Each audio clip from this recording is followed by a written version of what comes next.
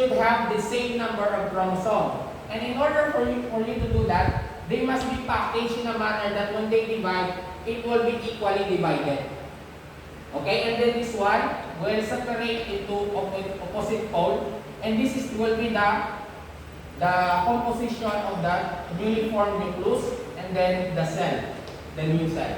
That's during mitosis. Okay, Riley? Kada sensor ilan na Ang ano? ang It's still diploid. It depends on the species. Like for example, in the case of humans, 46. 46 ang isang cell. Ang number of chromosomes.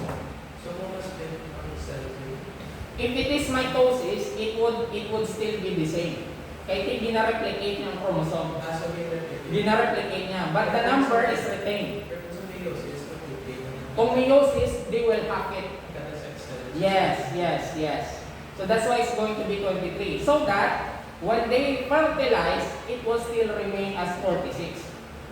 Okay? So deducting in manner ang meiosis mo. Okay? We will discuss that in a separate topic. Okay. Wait, Yes. about sa pag-splitting, manrapal na sa, tapos package na sila. Yes. Liwat-liwat. So if they already separated, and then the structure, the nucleus, they will disappear, they will appear again, and then they will form again into a new cell. So take note in mitosis, it's not only the DNA that is replicated, but also the organelles. Okay? Sige. So this is how they package the DNA. So if it's still a chromatin, this is the chromatin. Now if they want to package it, because this one will be divided later on, okay, dapat pag-divide niya kumpleto. So you can only do that if the DNA is tightly packed. Okay, so you can see, okay, the first level, chromatin, and then they will wind it in a nucleosome. Okay, we call it as histomer. It's a kind of protein. Okay, histones. Histones. Okay, so gina-wind ang DNA. And then, after that, they will tightly pack it until such time that it will be fully condensed and then it will have this structure. So this is a chromosome, this is a chromatin. Ayos? So when they are already, this is replicated part here, this is the replicate of this, or either this. So they call it as sister chromatids. Okay? Okay, eukaryotic cells contain a complex system of membranes. What do we mean by that? All of them have a membrane-bound organelles. Specifically, all the organelles have a membrane protection or covering. Okay, this membrane system is composed of the plasma membrane and membranous parts called organelles, small organs. Okay, so they have specific function. Okay, so the various parts of the cells, membrane system can exchange membrane material. So you'll be asking, sir, aside from regulating the entrance and exit, okay, another important function of it is they can exchange membrane material and transfer membranous material to different compartments for different processing. So in other words, what's the nature of the plasma membrane is that they are fluid. Okay, they are fluid. In other words, when they somehow not breakable. When the membrane detach, it will connect again. Or just like have you seen a mercury element which is very toxic, try to poke it with a ballpoint, ma-separate and then balik. So your membrane, the plasma membrane is somehow like that. When it breaks, it will reconstruct again. Because it is a fluid manner. Because of the phospholipids and fatty acids present. Okay, so in that way, it will allow the exchange of material. And some of them, they can form a vesicle, which can transport material or food from one cell to another. Can you imagine that? Doon mo lang imagine? Okay, sige. Nantawa ta. This is what I mean.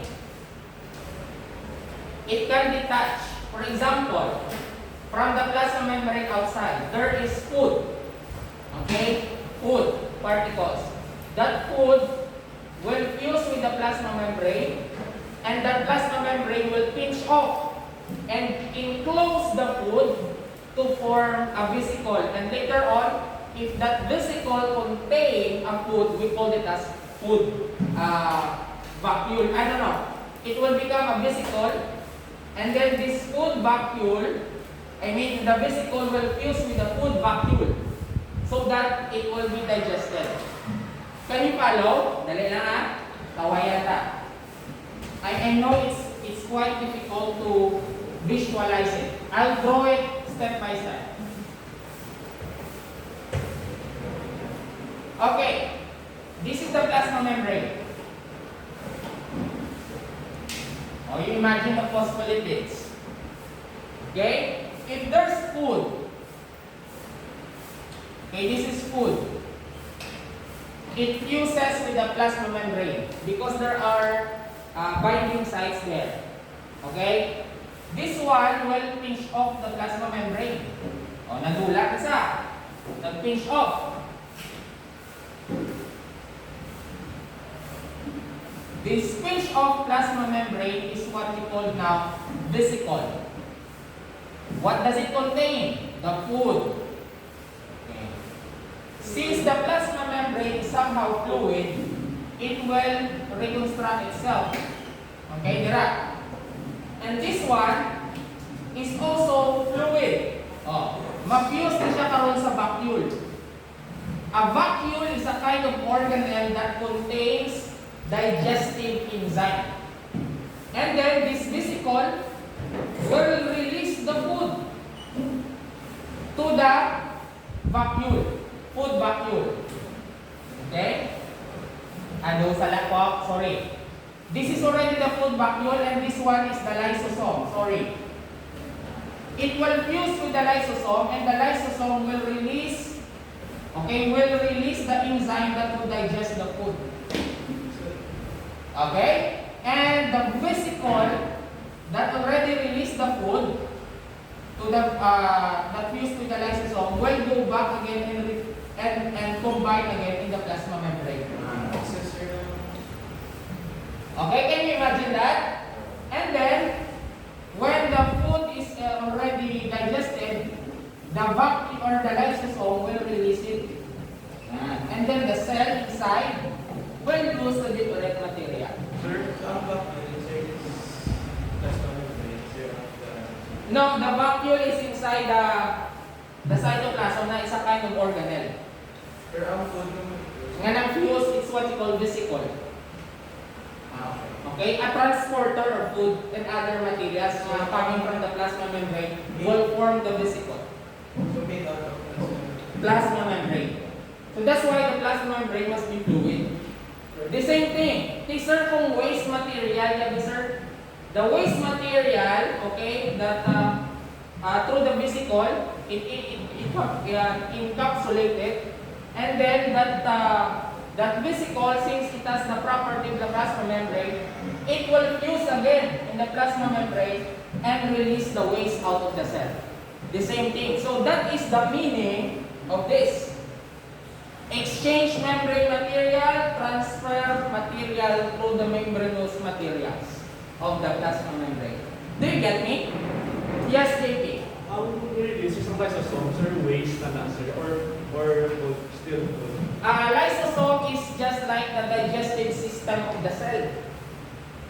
So it contains a hydrolytic enzyme. It's very powerful that it can digest everything, including organelles that is already defective. When you were still young, ang ato nga kamot, sampo lang ha. Ang ato nga kamot, web-like. May mga naka-web na siya, just like a duck feet. Okay, when you are still developing